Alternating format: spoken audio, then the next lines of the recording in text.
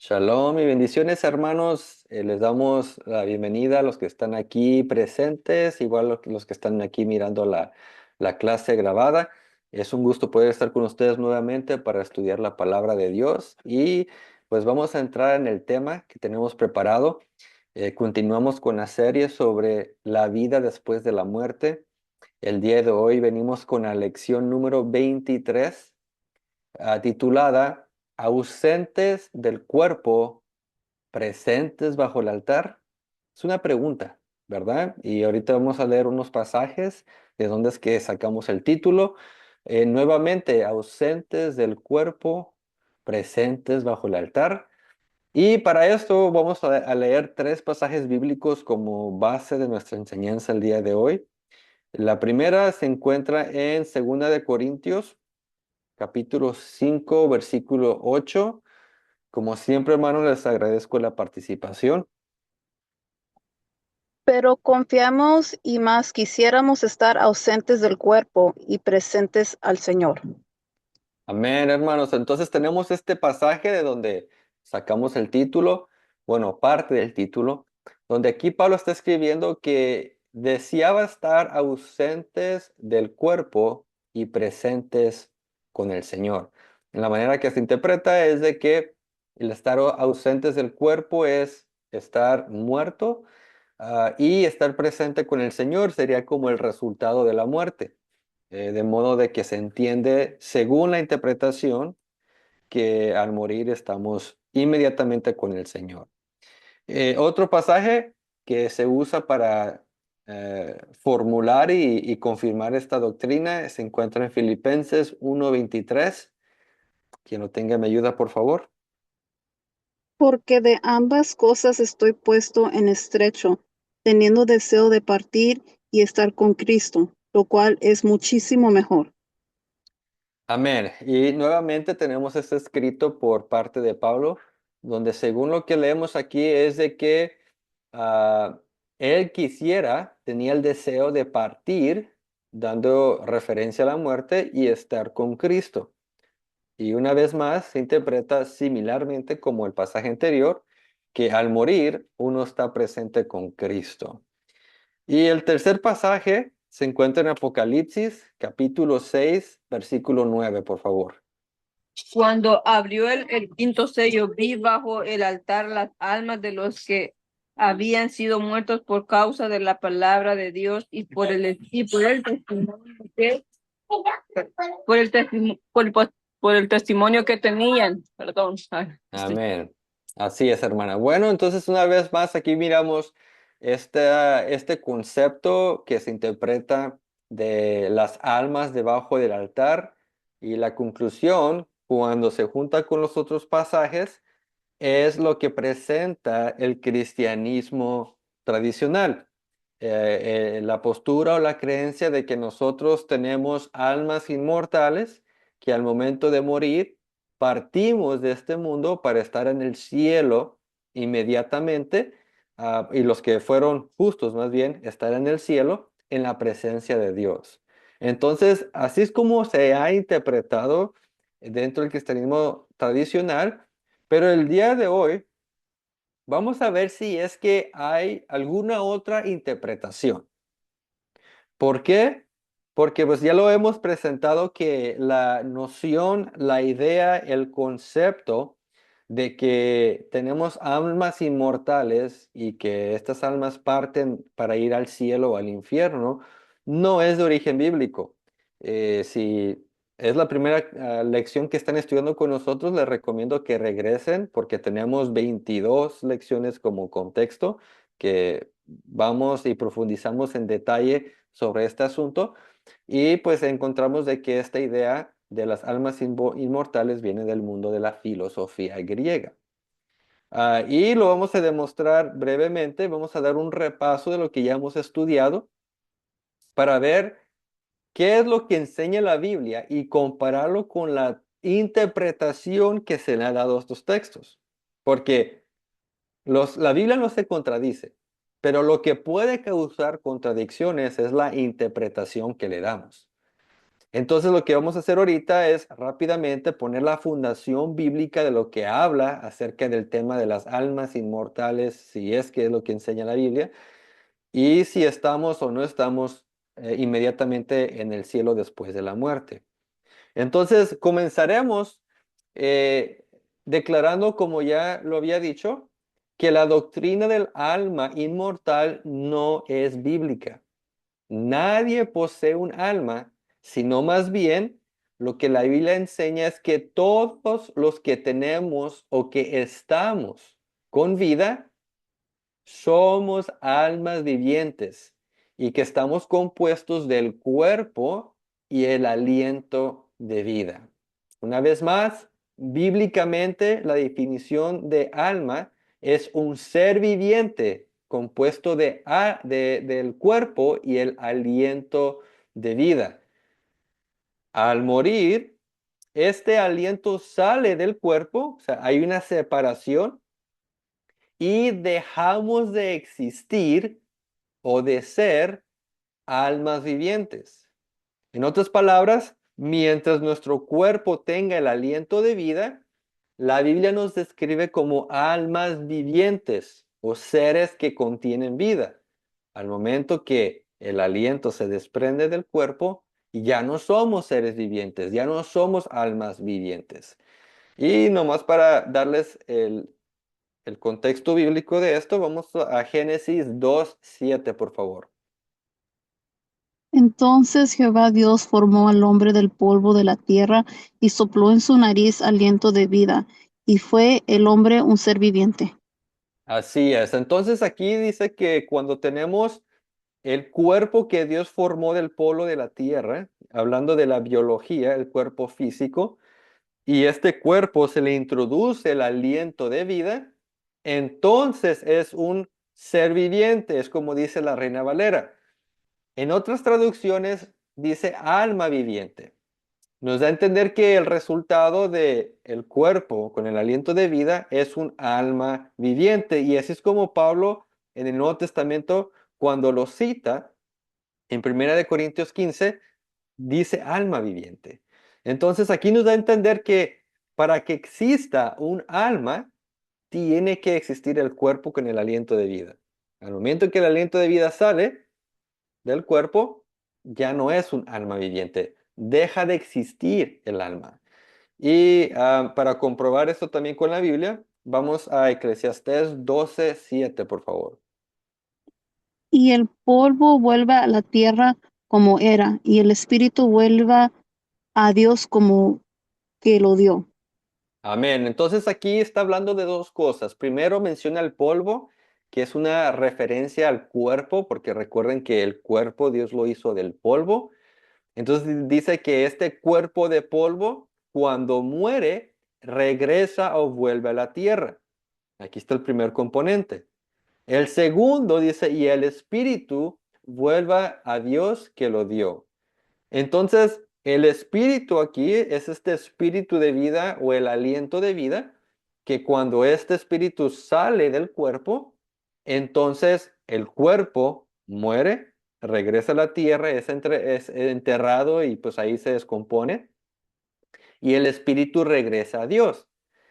Aquí no menciona el concepto de un alma, de una tercera parte del hombre, esta parte que es eterna, que es inmortal, que aquí no menciona que se va para ningún lugar, y el hecho que no lo menciona, pues nos da a entender que no es parte del concepto bíblico. Como ya les mencioné, el concepto de un alma eterna es fuera de las escrituras, está desde la filosofía griega. Así que si ustedes quieren ser filósofos, quieren pertenecer al mundo de la filosofía griega, pues adelante, crean lo que dice la filosofía, pero desde el principio bíblico, desde las escrituras, no existe este concepto de un alma eterna. Más bien lo que es bíblico es que cuando está el cuerpo con el espíritu o el aliento de vida, esa unión forma un alma viviente, porque tiene vida. Eso es lo que enseña la Biblia. ¿Ok? Eso es lo primero que tenemos que establecer para entender y poder correctamente interpretar los primeros tres pasajes con el que comenzamos el día de hoy. Ahora, lo segundo que debemos hacer es entender que según el testimonio de las Escrituras, después de la muerte, nadie está consciente. Por lo tanto, al estar muertos e inconscientes, no podemos estar presentes con Dios ni disfrutar de su presencia. Igual, esta es una idea que no es bíblica y que igual manera viene desde la filosofía griega. Vamos a ver qué es lo que dice la Biblia acerca del estado de los muertos. Vamos a Eclesiastés 9:5, por favor. Porque los que viven saben que han de morir, pero los muertos nada saben ni tienen más paga, porque su memoria es puesta en olvido. Así es, hermanos. Entonces aquí comprobamos que los únicos seres que saben, que tienen sabiduría, que tienen conocimiento, que tienen conciencia, son los que viven, los vivos, cuando somos almas vivientes. Y luego dice, pero los muertos nada saben. Un muerto no tiene conciencia. ¿Por qué? Porque no tiene vida, no está despierto, no tiene conciencia, por lo tanto nada sabe. Está en un estado de inconsciencia. Vamos a otro pasaje ahí mismo, en el versículo 10, para confirmar esto. Todo lo que, todo lo que te viniere a la mano para hacer, hazlo según tus fuerzas, porque en el Seol a donde vas no hay obra, ni trabajo, ni ciencia, ni sabiduría. Así es, hermana. Gracias. Y aquí una vez más Eclesiastés dice que si vamos a hacer algo, que lo hagamos ya, que estamos en vida, porque dice que en el Seol a donde vamos, y una vez más, el concepto del Seol bíblico es la tumba, es cuando hacemos el traslado de la vida a la muerte, es lo que se considera el Sheol en hebreo, donde todos vamos a ir ahí, ya sean justos o injustos, todos vamos a la tumba. Dice que los que están en este estado, en el Sheol, dice que no tienen ciencia. La palabra ciencia en el hebreo es da'at y es conocimiento, también, o también conciencia. Dice que tampoco tienen sabiduría. ¿Por qué? Porque no saben nada, están inconscientes. Entonces, bíblicamente, el estado de los muertos es un estado de inconsciencia. No saben nada, no sienten nada, están dormidos simbólicamente. Y la tercera cosa que necesitamos poner aquí en la mesa es que nuestra reunión con Cristo no sucederá hasta que regrese por su iglesia en el evento conocido como el rapto o levantamiento de la iglesia. En ese momento, los muertos en Cristo resucitarán para vida eterna y finalmente disfrutarán de su presencia. Entonces, hermanos, vayamos a Juan 5, 28 al 29 para una vez más confirmar este dato. No os maravilléis de esto, porque vendrá hora cuando todos los que están en los sepulcros oirán su voz, y los que hicieron bien saldrán a resurrección de vida, mas los que hicieron mal a resurrección de condenación. Amén. Entonces, hermanos, quiero hacerles la pregunta. ¿Qué dice el texto? Dice que cuando venga el tiempo, la hora que Cristo nos llame, ¿dónde vamos a estar cuando vamos a oír su voz? ¿Vamos a estar en el cielo, en el infierno? ¿Dónde vamos a estar? ¿Qué dice el texto? Bueno, dice en los sepulcros. Exactamente. Entonces, cuando nosotros, los que hayamos muerto en Cristo, y Cristo venga y Él nos hable, vamos a estar en los sepulcros, no vamos a estar en el cielo, y obviamente si fue injusto, pues no va a estar en el infierno, porque bíblicamente nadie va al cielo, nadie va al infierno después de la muerte. Todos estamos en el Sheol, en el sepulcro, en la tumba.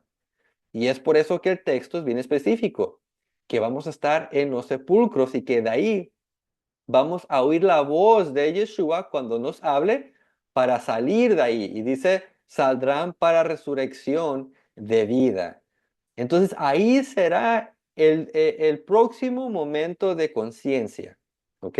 So, quiero que tengan eso en mente, que Al momento de morir experimentamos el último momento de conciencia, quedamos inconscientes mientras que Cristo venga y cuando nos hable vamos a despertar. Y ahí será nuestro próximo momento de conciencia en la vida, a la vida eterna por la resurrección. ¿Y cuándo va a suceder esto? Cuando Yeshua venga por nosotros. Esto también lo confirma Pablo en la primera carta de Tesalonicenses, capítulo 4, versículos 13 al 17, por favor. Tampoco queremos, hermanos, que ignoréis acerca de los que duermen, para que no os entristezcáis como los otros que no tienen esperanza. Porque si creemos que Yeshua murió y resucitó, así también traerá Dios con Yeshua a los que durmieron en él. Por lo cual os decimos esto en la palabra del Señor, que nosotros que vivimos, que habremos quedado hasta la venida del Señor, no precederemos a los que durmieron. Porque el Señor mismo con voz de mando, con voz de arcángel y con trompeta de Dios descenderá del cielo, y los muertos en Cristo resucitarán primero. Luego nosotros, los que vivimos, los que hayamos quedado, seremos arrebatados juntamente con ellos en las nubes para recibir al Señor en el aire, y así estaremos siempre con el Señor. Amén, hermanos. Miren, este es un pasaje muy famoso dentro del cristianismo porque obviamente habla de nuestra reunión con el Señor, con Cristo, y pues es la esperanza que todos tenemos. Incluso Pablo aquí dice que nosotros no somos como aquellos que no tienen esperanza, porque nosotros sí tenemos la esperanza de que cuando Cristo venga, vamos a estar con Él. Pero quiero que pongan atención a cómo Pablo describe toda esta situación. Miren, el 13 dice, tampoco queremos, hermanos, que ignoren acerca de los que duermen.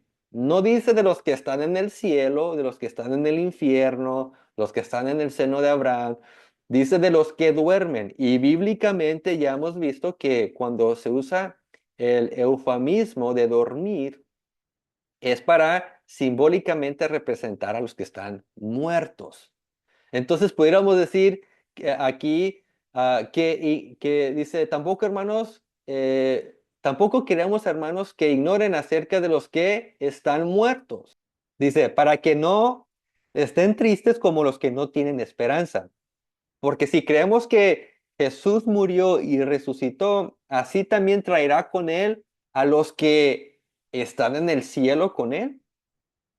No, dice a los que durmieron en él, están muertos, no están con Cristo, con Jesús, están en el sepulcro.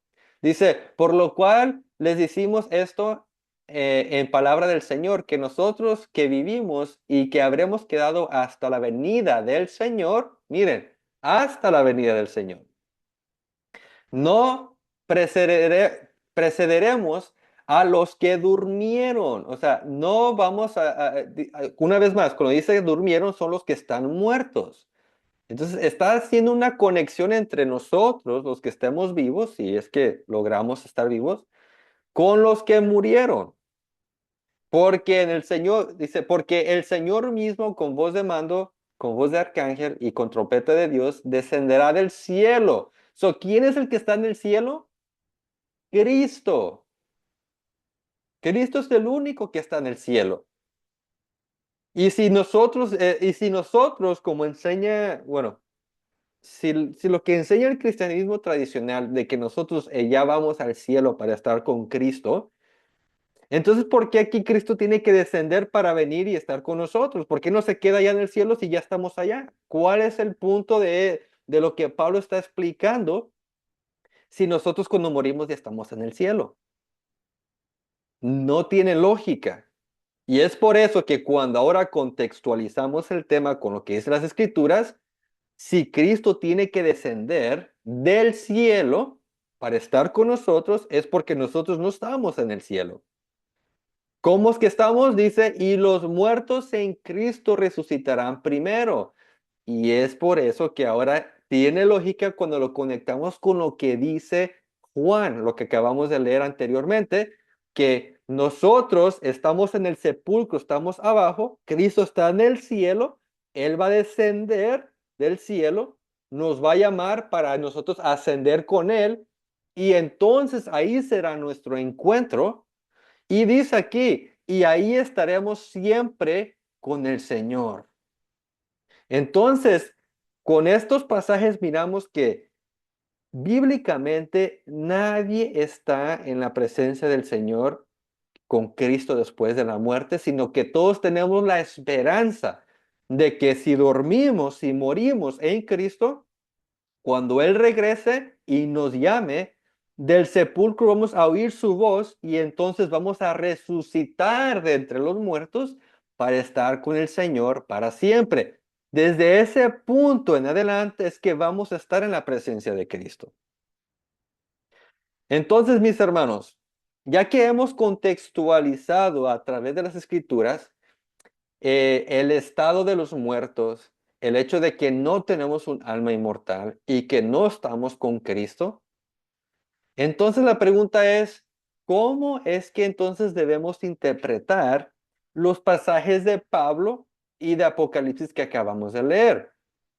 Nuevamente, cuando Pablo dice que él quisiera estar ausentes del cuerpo y presentes con el Señor, ¿qué significa esto a la luz de lo que ya acabamos de leer? Porque no puede haber contradicción. Y cuando Pablo dice que él quisiera partir para estar con Cristo, ¿qué significa esto? ¿Cómo lo podemos reconciliar con el resto de las escrituras? Y cuando Apocalipsis habla de las almas que están abajo del altar, ¿qué significa esto? Y es lo que vamos a hacer el día de hoy con la ayuda de Dios. Ahora, darles la correcta interpretación al usar el contexto de todas las escrituras, como los pasajes que acabamos de leer. Amén. Y antes de continuar, ¿alguien tiene alguna pregunta o comentario? Bueno, parece que no, entonces continuamos. Ya, pues esto sería la parte de la introducción. Ahora entramos en el primer punto de nuestra lección, ausentes en el cuerpo. En la hermenéutica existe una de las reglas de interpretación que nos enseña que los pasajes difíciles deben ser interpretados a la luz de los pasajes fáciles. En otras palabras, debemos usar los versículos claros para entender los pasajes ambiguos. No podemos hacerlo al revés, hermanos, porque cuando lo hacemos al revés es que creamos doctrinas que no son bíblicas. Nuestro enfoque sería primero estudiar los pasajes claros, precisos sobre el tema, y si hay un pasaje que aparentemente contradice, no encaja o hay algo que no va bien, no debemos enfocarnos en el uno que contradice el resto. Más bien mirar cómo todo este grupo de versículos pueden ayudar para interpretar el que parece ser que no cabe. Eso es lo que nos enseña la hermenéutica. Ahora, aplicando este principio, puede ser que encontremos una contradicción en el pasaje, pero como ya les mencioné previamente, no hay contradicciones. Más bien hay falta de interpretación que nos lleva a contradecir lo que dice el texto. Entonces, no podemos ignorar la enseñanza bíblica general de que los muertos están inconscientes e inexistentes para ahora abrazar estos pasajes que aparentemente enseñan lo contrario. O sea, si tenemos 10 pasajes que dicen que no sabemos nada, que no existimos, que estamos durmiendo, y hay uno o dos que dicen lo opuesto, no podemos irnos con los poquitos. Tenemos que hacer lo contrario. Entonces, en este caso, los dos pasajes de Pablo que ya estudiamos, que fue 2 de Corintios 5:8, donde habla de estar ausente en el cuerpo y presentes con el Señor, y Filipenses 1:23, donde dice que Pablo deseaba partir de esta tierra para estar con Cristo, Son dos pasajes que contradicen a simple vista el resto de las escrituras. Entonces, ¿qué hacemos para reconciliar esta aparente contradicción? Bueno, la clave para entender y armonizar estos pasajes con el resto de la enseñanza bíblica es reconocer que Pablo está hablando desde la perspectiva de la existencia humana frente a la muerte y resurrección. Es decir, Pablo describe lo que él espera experimentar cuando muera. Entonces, si ya establecimos a través de las escrituras que la Biblia enseña la inconsciencia del ser humano al morir, entonces Pablo va a tener este contexto en mente porque Pablo es un estudiante, es un experto en las escrituras. Él no va a ignorar todo lo que dice el Antiguo Testamento para darnos y formularnos una nueva doctrina en el Nuevo. Sí, eso sería contrario. Incluso el mismo apóstol Pablo, cuando se le cuestionó de su fe, dijo que él quería todo lo que estaba en la ley y los profetas. Entonces, Pablo no va a ignorar el Antiguo Testamento para ahora formular algo nuevo en el Nuevo Testamento. Lo que indica que cuando Pablo va a hablar, su contexto va a ser lo que dice las escrituras previas. Entonces, si la Biblia enseña que los muertos no tienen conciencia, Pablo debe tener el mismo marco de referencia, la misma perspectiva. Pero entonces, ¿a qué se refiere Pablo cuando habla de esta manera? Bueno, lo habla y lo describe desde su propia experiencia, lo que él espera experimentar. En este caso, Pablo entiende que al morir, su siguiente momento consciente será estar con Cristo en la resurrección de los muertos. Podemos ilustrar esta realidad con la experiencia del sueño. Mientras dormimos, no percibimos el pasar del tiempo. Al despertar, puede parecernos que apenas ha transcurrido un instante, aunque hayan pasado muchas horas. De manera similar, ocurrirá con aquellos que resuciten.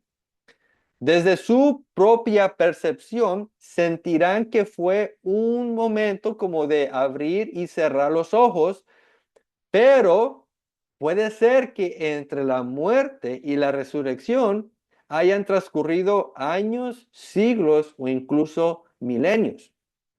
Experimentarán haber estado ausentes del cuerpo y enseguida presentes con Cristo sin conciencia alguna del tiempo que transcurrió entre ambos eventos.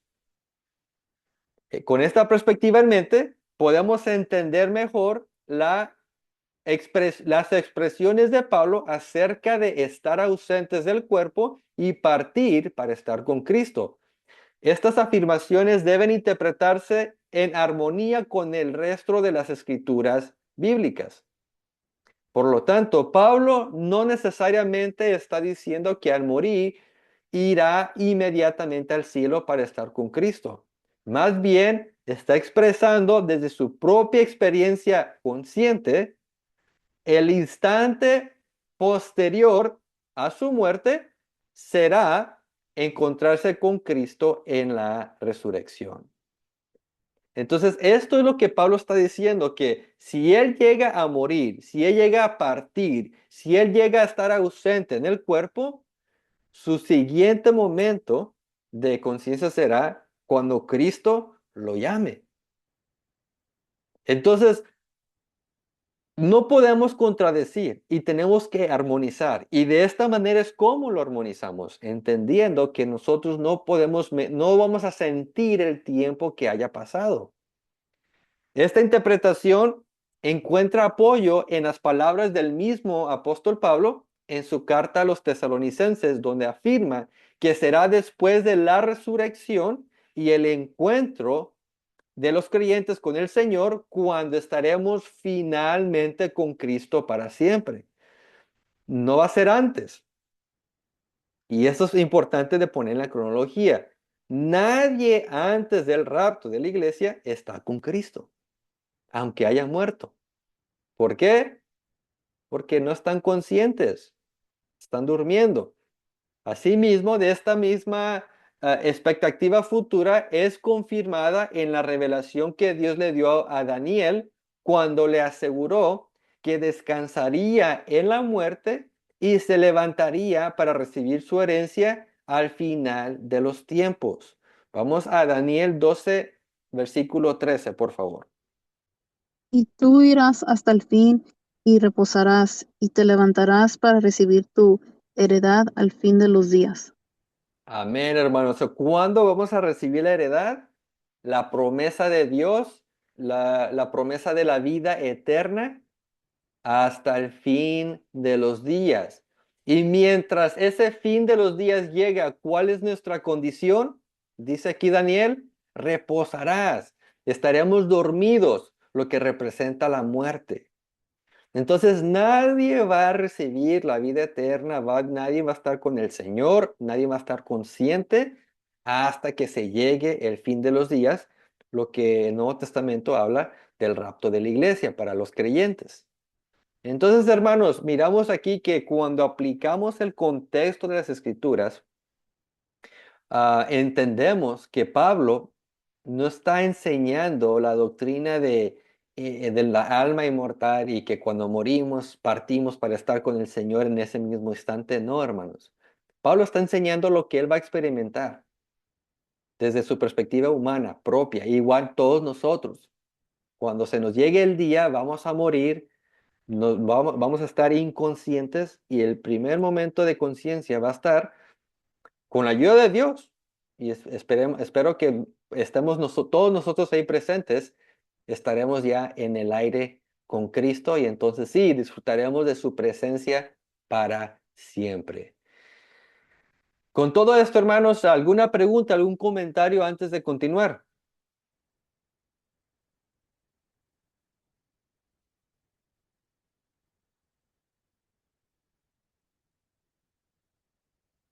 Parece que no, entonces aquí vamos a continuar con el punto número 2 de nuestra lección, las almas debajo del altar.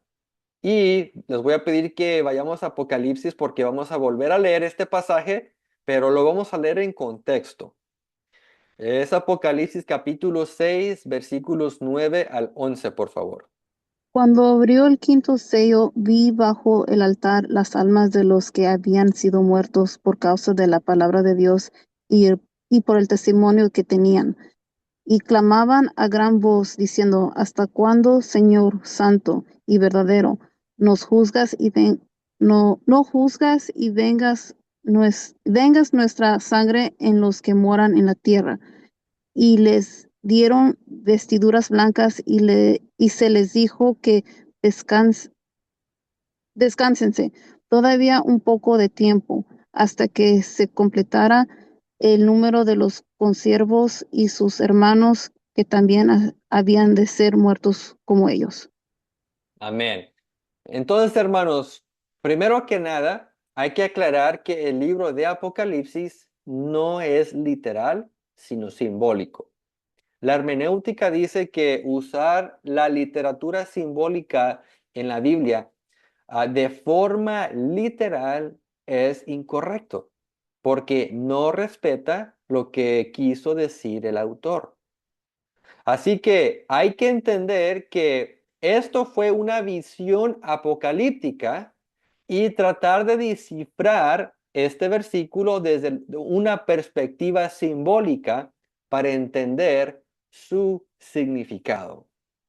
El problema, hermanos, es de que el cristianismo tradicional está interpretando este versículo literalmente, cuando el texto es simbólico. Entonces, como ya acabo de decir, vamos a aplicar lo que es la interpretación simbólica y tratar de descifrar lo que significa la visión. Amén. Entonces, primero necesitamos comenzar con la palabra alma, que es la que encontramos aquí, que viene del griego suge. Se los voy a poner aquí en el chat para los que están haciendo notas. Suge es la palabra que se tradujo como alma en este pasaje. Y esta palabra tiene varios significados según el contexto. Su significado literal es vida o un ser viviente, mientras que simbólicamente representa el aliento de vida, suje. Para que ustedes confirmen que la definición que les estoy dando es correcta, vamos a ir a otra parte del Nuevo Testamento que se utiliza la misma palabra suje y ver cómo y en qué contexto se usa. Vamos a Mateo 16:25, por favor. Porque todo el que quiera salvar su vida la perderá, y todo el que la pierda su vida por causa de mí la hallará. Amén. Entonces aquí encontramos que 2 veces se menciona la palabra vida y está traducida de la palabra suje. Entonces aquí nos confirma la definición que les acabo de dar, que suje, su definición literal es vida. Por extensión o simbólicamente es el aliento de vida.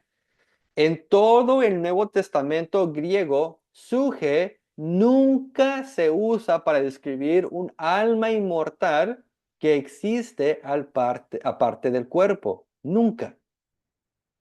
Solamente cuando el traductor que viene del trasfondo cristiano tradicional va a la palabra y como ya tiene esta idea del alma inmortal, pues él escoge cuando surge lo va a poner como vida y cuando surge lo va a poner como un alma.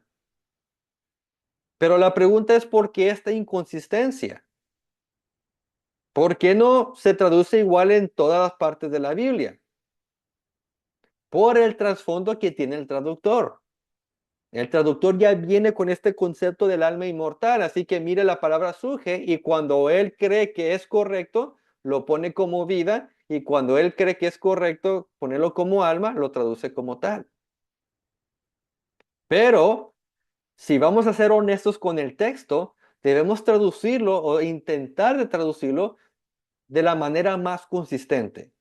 Y eso sería traduciéndolo como vida o aliento de vida. Entonces partimos que desde ya el problema de interpretación comienza con el traductor de la Biblia que estamos leyendo, que no es consistente. Y que si fuera consistente, creo que algunos no llegarían a esta conclusión y algunos ni usarían el pasaje de Apocalipsis para enseñar la doctrina del alma inmortal.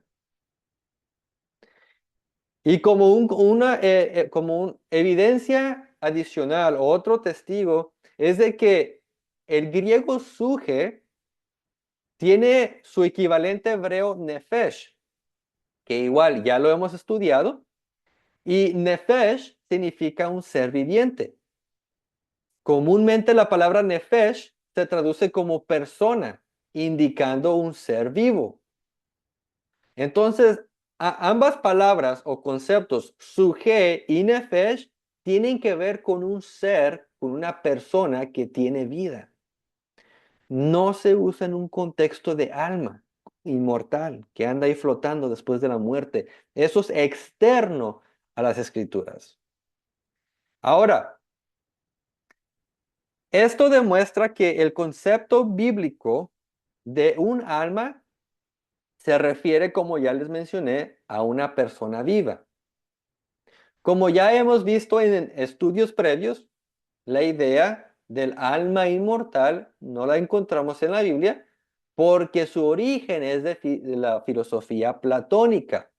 Por lo tanto, cuando Apocalipsis describe en su visión apocalíptica las almas debajo del altar, es incorrecto asumir que se refiere a almas inmortales de los creyentes. ¿Por qué es incorrecta asumir esto? Porque esto no es lo que enseña la Biblia. Lo que la gente hace es de que toma un concepto externo de la filosofía griega y luego lo quiere encajar con las escrituras hebreas y no es compatible porque son dos mundos totalmente distintos, dos trasfondos y contextos diferentes. Si vamos a interpretar las escrituras, vamos a dejar que la misma escritura tome el concepto del alma que es suje, nefesh, y entonces usarlo para interpretarlo. Entonces, la interpretación bíblicamente correcta de este pasaje en Apocalipsis es que debemos entender o quizás cambiar la palabra alma por el concepto de alguien vivo, una persona, que en este caso serían los creyentes que estaban debajo del altar. Cuando miramos esta visión, Juan no estaba mirando almas o fantasmas ahí que estaban flotando abajo del altar, no. Él miró a creyentes, a seres, a creyentes vivos, pues, pudiera decir de esta manera. Ahora, una vez que establecemos la interpretación correcta de la palabra alma, suje o nefesh, lo interesante ahora que debemos hacer es descifrar la visión. ¿Qué significa la visión? Porque lo interesante de esta visión es de que está hablando de seres, de personas, de creyentes que habían muerto y que estaban debajo del altar. Ahora, si lo tomamos literalmente, así, nuevamente crea una contradicción en las escrituras, porque pues alguien que ha muerto no puede estar vivo a la misma vez. Alguien que ha muerto está inconsciente y no puede estar hablando a la misma vez. Entonces, ¿cómo entendemos el texto? Nuevamente, partiendo desde que esto es simbólico, es una visión, no se debe tomar literalmente. Hay un significado simbólico. ¿Y cuál es este significado? Bueno, debemos de entender que en la Biblia el altar simboliza un lugar de sacrificio. Vamos a ir a Levítico en el Antiguo Testamento, capítulo 4, versículo 7, para que ustedes mismos comprueben que un altar es un lugar de sacrificio. Y el sacerdote pondrá de esa sangre sobre los cuernos del altar del incienso aromático que está en el tabernáculo de reunión delante de Jehová, y echará el resto de la sangre del becerro al pie del altar del holocausto, que hasta la puerta del tabernáculo de reunión, que está Amén. ahí. Podemos ver aquí, hermanos, en este pasaje que habla del altar y cómo ahí se presentaba el sacrificio o la sangre del sacrificio. Entonces, con esto confirmamos que en la Biblia el altar está estrechamente relacionado con la sangre, la muerte y el sacrificio ofrecido a Dios. Son conceptos que están interlazados. En Apocalipsis se nos dice que aquellos que estaban debajo del altar eran personas que habían sido muertas por causa de la palabra de Dios y por el testimonio que habían mantenido. En otras palabras, estos creyentes o mártires representaban a quienes entregaron sus vidas como un sacrificio de fidelidad a Dios. Una vez más, los creyentes que están abajo del altar representan a aquellos que dieron sus vidas como un sacrificio a Dios. Y esto concuerda con lo que habló Yeshua que acabamos de leer, que aquellos que quieran preservar su vida, la van a perder. Y es lo que ocurrió aquí. Estos creyentes que fueron fieles hasta la muerte, tenían en mente de que si ellos daban su vida, ellos la iban a recuperar, pero ahora mucho mejor, porque la vida que se nos promete es la vida eterna. Y es lo que representa esto. Recuerden, es simbólico, así que tenemos que preguntarnos qué representa. Y es por eso que en la visión del Apocalipsis, sitúa esta visión como estando debajo del altar, porque en el altar se sacrificaban la sangre y los bueyes y todo esto, y ahora pone a los creyentes como un sacrificio en el altar. Eso es lo que está enseñando aquí. Está comunicando la verdad teológica de que cuando uno muere a causa de Dios, a causa del Evangelio, lo que uno está haciendo es ofreciendo su vida como un sacrificio delante de Dios. Entonces, esto es el enfoque de la visión. La visión nos quiere enseñar que van a haber personas que van a dar sus vidas como una ofrenda en el altar de Dios, hablando simbólicamente, no literal. El problema es que si lo tomamos literal y venimos con este concepto greco-romano del alma inmortal, pues ahí vamos a hacer una mezcla de conceptos y crear una doctrina que pues no es bíblica. Pero cuando entendemos que es lenguaje simbólico, que el propósito de la visión no es enseñar que literalmente nuestras almas van a estar bajo del altar de Dios. Ese no es el propósito.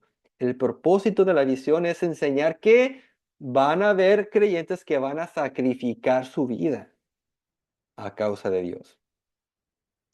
Así como la sangre de los sacrificios era derramada al pie del altar, los mártires son presentados bajo el altar para destacar que derramaron su sangre a causa de su fe. El énfasis de la visión no está en la existencia consciente de almas viviendo debajo de un altar celestial. Eso no es el propósito, sino el carácter sacrificial de su muerte y en el hecho de que Dios no ha olvidado su fidelidad ni la injusticia que sufrieron. Entonces la visión nos está enseñando que cuando los creyentes, y no sabemos si nos toca a nosotros, pero si nos toca, pues que la gloria sea para Dios, que cuando nosotros muramos, y si nos toca morir de esta manera, el pasaje este nos enseña que Dios no se va a quedar con los brazos cruzados, que Dios va a vengar la muerte de sus santos. Eso es la enseñanza de esta visión. Y como para darles un testigo ya moderno, le podríamos decir así, tengo aquí un comentario cristiano, y aquí se lo estoy poniendo en el chat, se llama Ellicott's Commentary for English Readers, donde aquí en su comentario dice la palabra almas debe tomarse como el equivalente de vidas. La visión dice que sus vidas habían sido sacrificadas. La sangre de las víctimas estaban en el servicio del templo derramándose al pie del altar. Entonces, igual, o sea, esto que les estoy presentando no es algo que yo me estoy inventando. Dentro del cristianismo hay personas que entienden esto como nosotros, como lo estamos enseñando, y pues ellos están escribiendo que aquí no está enseñando el concepto del alma inmortal, sino que está hablando de las vidas que los creyentes entregaron a causa de su fe.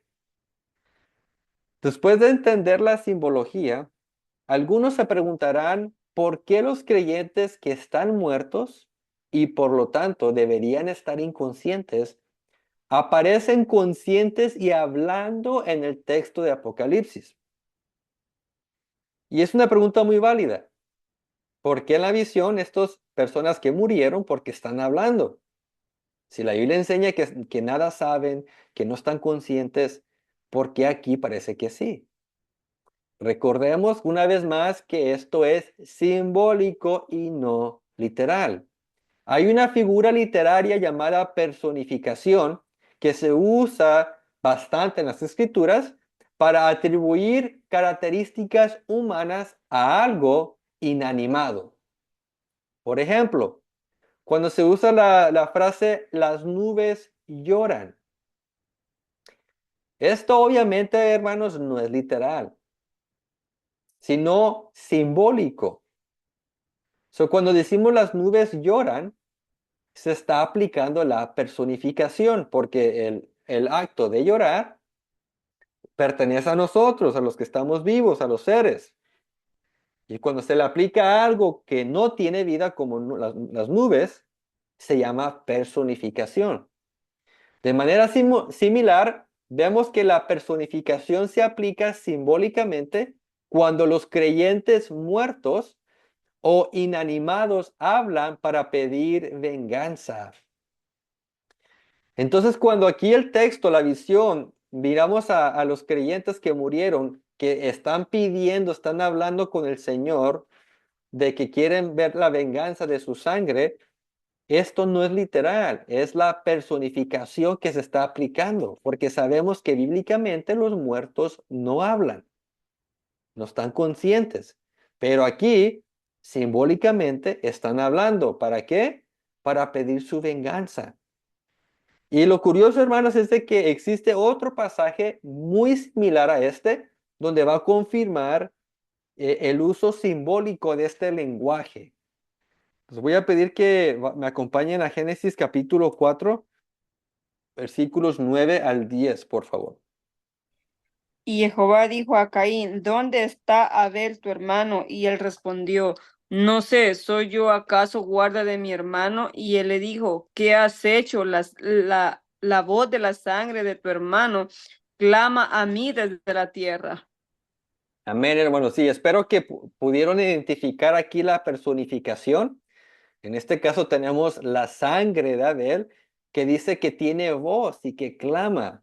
Obviamente, hermanos, no es literal. Y si alguien lo quiere interpretar literalmente, pues va a estar en un grave error, porque la sangre no tiene voz, no habla. Pero como es simbólico, se entiende.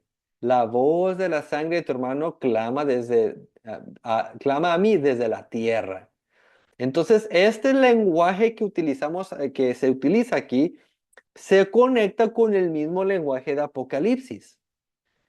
Es evidente que no se trata de un clamor literal. Ni la sangre de Abel está clamando a Dios, ni tampoco los muertos en Cristo están clamando a Dios por venganza, sino es una personificación mediante la cual Dios comunica que la injusticia cometida contra Abel y la injusticia cometida contra los santos que murieron no ha sido olvidada y que Dios va a darles la venganza. Por eso la palabra dice, mía es la venganza, dice el Señor. A nosotros no nos toca vengarnos por la sangre de los justos. Eso le toca a Dios. Y es lo que los dos pasajes están enseñando de una manera simbólica, no literal.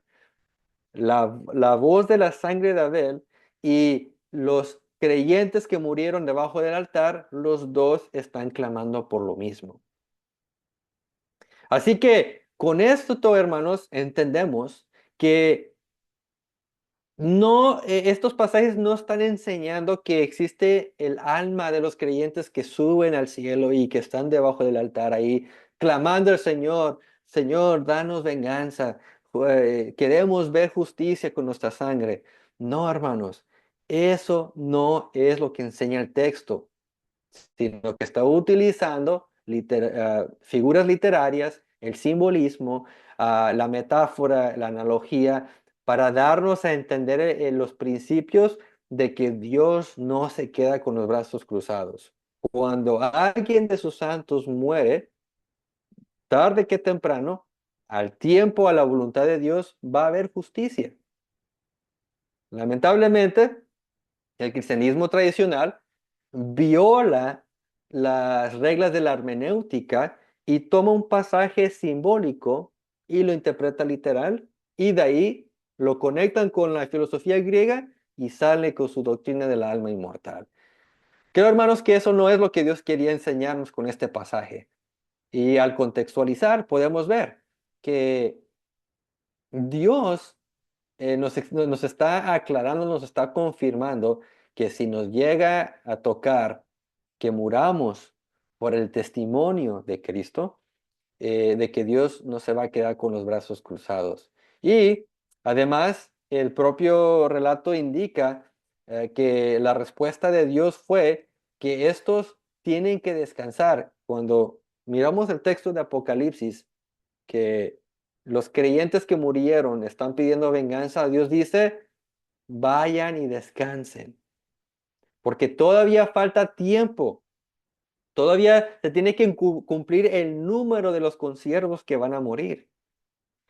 Este lenguaje armoniza con el frecuente uso en las escrituras de la palabra o el eufemismo de descanso para aludir a la muerte. Si dice aquí, vayan y descansen, Dios les está diciendo, quédense muertos, relájense. Cuando llegue el día, la hora, Dios mismo va a hacer lo que tiene que hacer. Entonces, hermanos, para concluir, con todo lo expuesto, hemos comprobado que, aunque ciertos pasajes de Pablo y del Apocalipsis pueden interpretarse de manera que parece apoyar la doctrina de la inmortalidad del alma y de la conciencia inmediata después de la muerte, existe una interpretación alternativa que armoniza mejor con el conjunto de la enseñanza bíblica. Desde esta perspectiva, ni Pablo ni el Apocalipsis enseñan que los creyentes pasan a una existencia consciente inmediatamente después de la muerte. No. Más bien, ambos autores pueden entenderse a la luz de la enseñanza bíblica que presenta la muerte como un estado de inconsciencia frecuentemente descrito mediante la metáfora del sueño. Así, para quienes mueren en la fe, la siguiente experiencia consciente después de la muerte será la resurrección y el encuentro con Cristo en su venida. De este modo, todos los pasajes examinados pueden comprenderse de forma coherente sin necesidad de asumir que el ser humano posee un alma inmortal que continúa viviendo conscientemente separado del cuerpo. La esperanza cristiana no descansa en una supervivencia consciente después de la muerte. Dicho de otra manera, la esperanza nuestra no es de que vamos a ir al cielo después del morir, sino es la promesa de la resurrección futura cuando Dios devolverá la vida a los suyos y ellos estarán para siempre con Cristo. Esa es la esperanza, mis hermanos, que encontramos en toda la Biblia. Jamás la Biblia va a prometer que nosotros al morir vamos a ir al cielo, al paraíso, al seno de Abraham. No, eso no es lo que enseña la Biblia. Es por eso que Pablo en 1 Corintios capítulo 15, todo un capítulo y tiene como casi 60 versículos. Fíjense, 60 versículos para explicar la importancia de la resurrección de los muertos. Porque esa es nuestra promesa. Y dice, si Cristo resucitó entre los muertos, así también ustedes resucitarán. Eso es lo que Dios tiene prometido para nosotros. Y hermanos, no sé ustedes, pero a mí se me hace ilógico que si nosotros, si seguimos la doctrina cristiana, que enseña que después de la muerte y si fuimos justos, ya estamos en el cielo, ¿para qué tanto énfasis en la resurrección de los muertos? O sea, ¿cuál sería la importancia de resucitar? Si ya estamos con Dios, estamos con Cristo, si ya estamos en el paraíso, ¿para qué necesitamos la resurrección? No hay lógica en esa postura. Pero si la postura bíblica es que cuando morimos vamos a descansar el Sheol y que cuando Cristo venga vamos a resucitar y ahora sí estar con Él, entonces tiene mucha lógica el por qué se enfatiza tanto las Escrituras en el concepto de la resurrección. Porque la resurrección es necesaria para volver a estar conscientes, para regresar a la vida y, si fuimos justos, a una vida eterna, que ahora sí, a partir del momento que recibimos la inmortalidad que habla Pablo, entonces desde ese punto en adelante estaremos con Cristo. Pero sin antes, sin ese evento de la resurrección, nadie está consciente, nadie está con Cristo.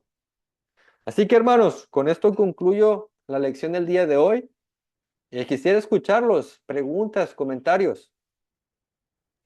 Así, un comentario, estaba recordando de un versículo cuando dice el altar, ¿verdad? Y sobre la sangre de Caín. Pienso yo que pues cuando los que escribieron las palabras, cuando Pablo andaba escribiendo, pues ellos tenían el concepto, porque estaba mirando de Levítico, creo, Levítico 17, que habla que el Padre dice que la vida está en la sangre. Entonces pienso yo que es como un concepto parecido de vida, porque dice que se usaba también para expiación, la sangre como para expiación.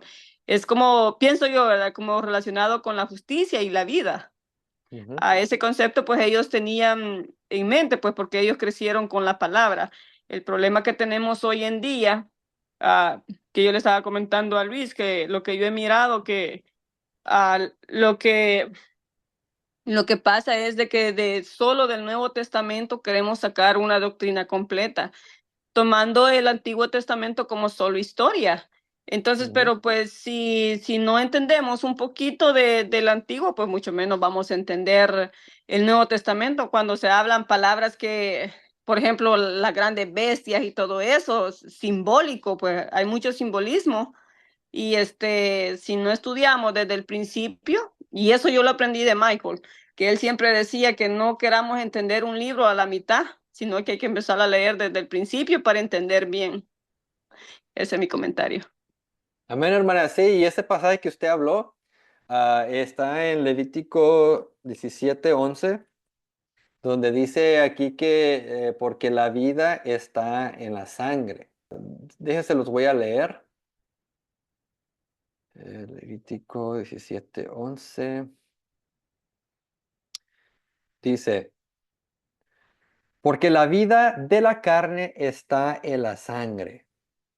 Entonces ahí encontramos esta relación entre la sangre y la vida. Y lo interesante es que cuando aquí dice la vida, porque la vida de la carne, la vida es la palabra nefesh, que ya hablamos.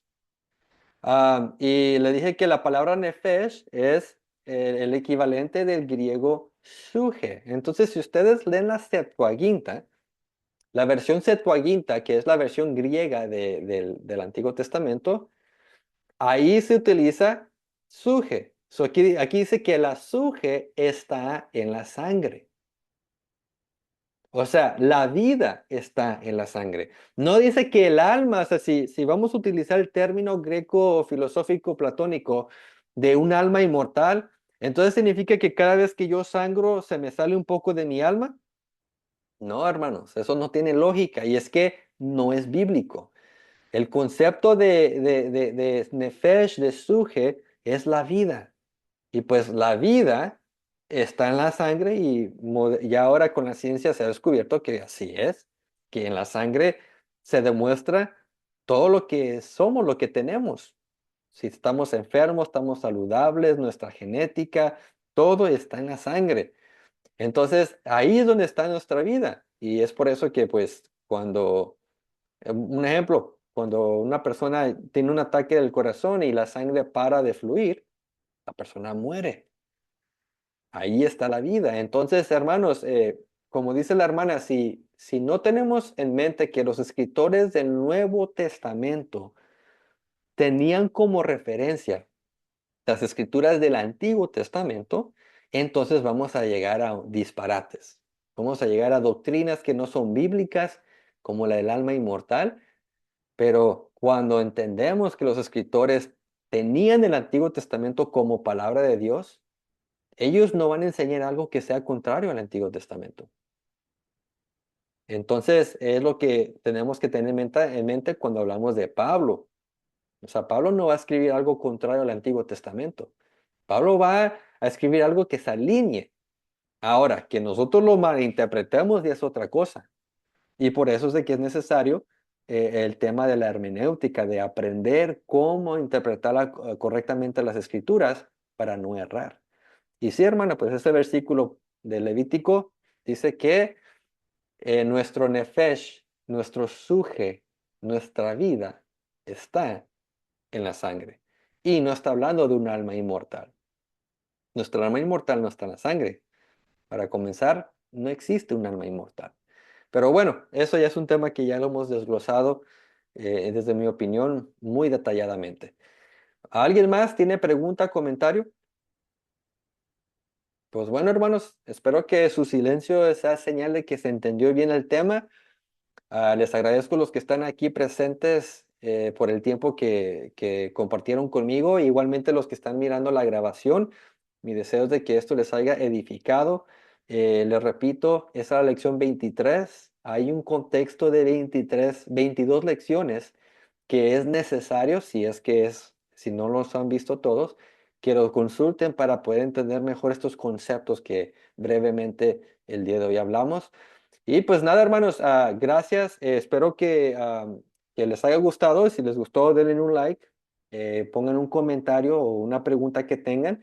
Y si Dios les pone en el corazón compartirlo con alguien, te lo agradecería. Ven así para que más personas puedan llegar a este entendimiento que estamos tratando de presentar desde las Escrituras. Amén, hermanos. Así que Dios me los bendiga y nos vemos la próxima semana.